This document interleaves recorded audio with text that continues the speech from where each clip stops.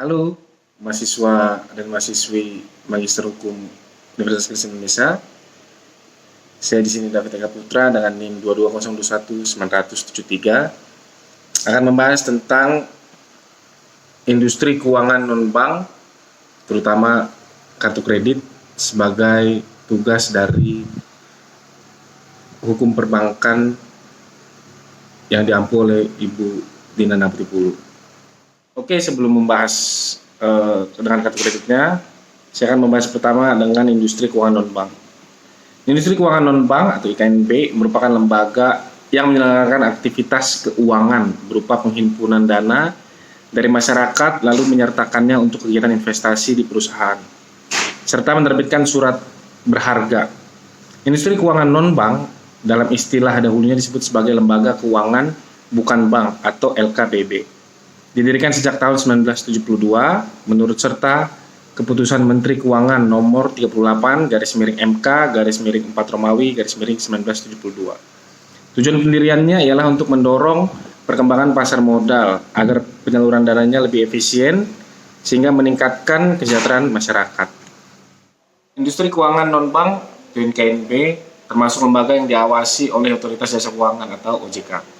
Sebagai otoritas pengawas lembaga keuangan di Indonesia, IKNB memiliki fungsi selain menghimpun dan menyalurkan dana, juga memiliki beberapa fungsi lain, yakni yang pertama adalah menghimpun dana masyarakat serta mengeluarkan surat berharga. Yang kedua, memberi layanan penyertaan modal ke perusahaan maupun proyek-proyek tertentu dalam jangka waktu sementara sebelum diperjualbelikan ke pasar modal.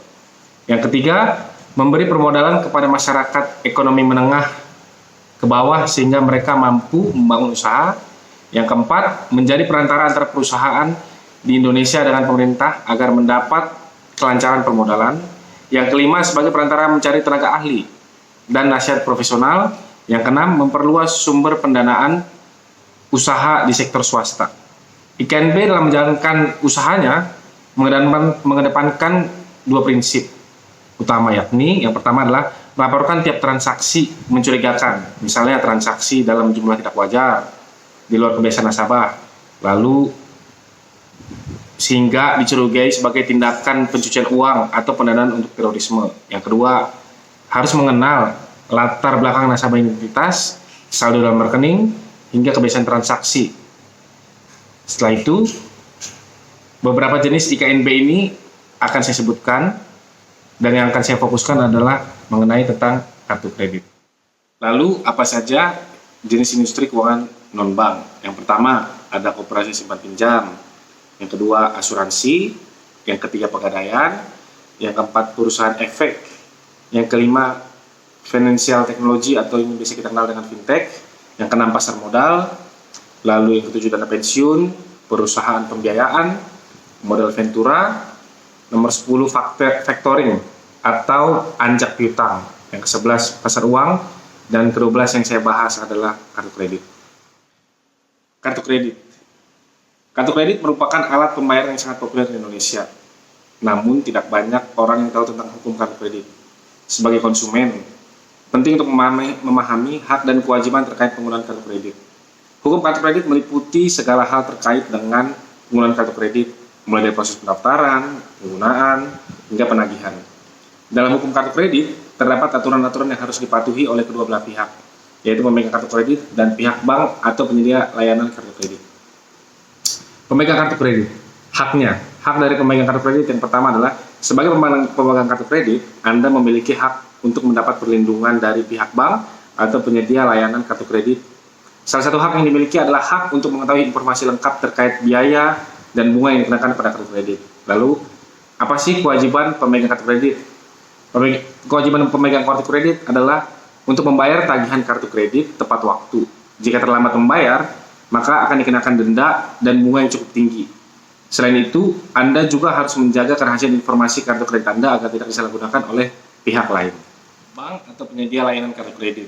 Hak dari bank atau sebagai penyedia layanan kartu kredit adalah untuk menentukan persyaratan dan ketentuan penggunaan kartu kredit, serta menetapkan suku bunga dan biaya administrasi yang berlaku.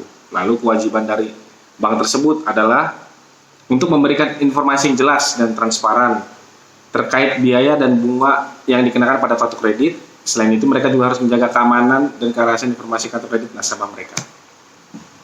Perselisihan terkait penggunaan kartu kredit. Jika terjadi perselisihan terkait penggunaan kartu kredit antara pemegang kartu kredit dengan pihak bank atau penyedia layanan kartu kreditnya, maka dapat diselesaikan melalui jalur mediasi atau arbitrase.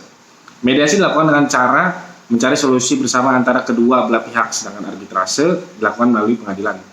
Namun, sebelum menggunakan jalur mediasi atau arbitrase, sebaiknya mencoba menyelesaikan masalah secara persuasif terlebih dahulu. Hal ini bertujuan untuk menghindari biaya yang lebih besar dan mempercepat penyelesaian masalah. Perlindungan konsumen terkait penggunaan kartu kredit. Konsumen yang menggunakan kartu kredit juga dilindungi oleh Undang-Undang Perlindungan Konsumen. Undang-undang ini memberikan hak kepada konsumen untuk mendapatkan perlindungan terhadap praktik bisnis yang merugikan dan tidak sesuai dengan peraturan yang berlaku.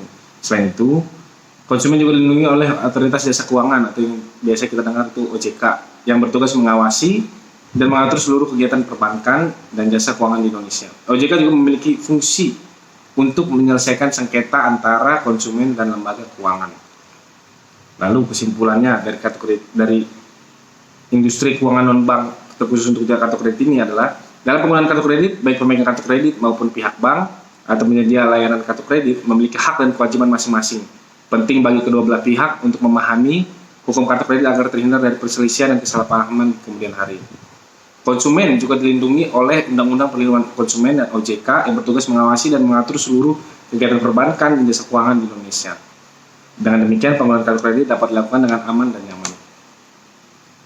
Sekian hasil tugas vlog dari saya, David Eka Putra. Semoga apa yang bisa saya share pada video kali ini dapat membantu rekan-rekan sekalian. Terima kasih.